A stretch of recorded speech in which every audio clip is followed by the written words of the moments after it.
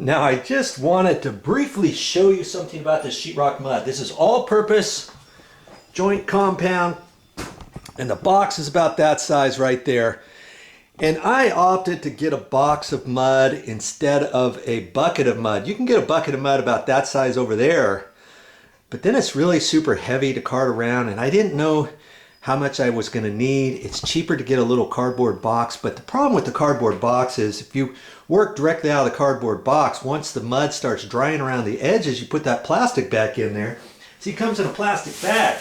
Here's the plastic bag. I folded it over the edges, and then once you get done with your mud, you put this, you put the plastic bag back in there, you know, and all the flakes get back in your mud. So before I went to lunch, I took just a separate piece of plastic and I put it over that to keep it so it wouldn't dry out.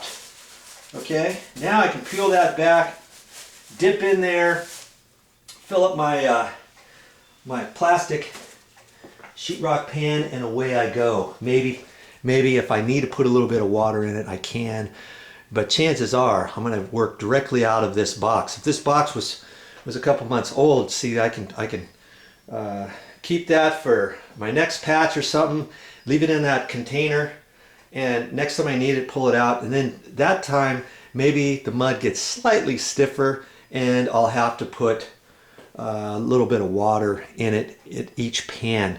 If you only need one pan at a time, you can do it that way. But if you're gonna work all day and you know you're gonna need all that mud anyways, you can buy it in a container like that, and then you can transfer it into a bucket such as that, mix it up in there, and work out of that bucket all day.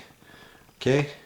I just thought you might be interested in knowing how I keep this. I'll show you, when I get done with this project, I'll show you a good way to store that in the plastic bag when we get done.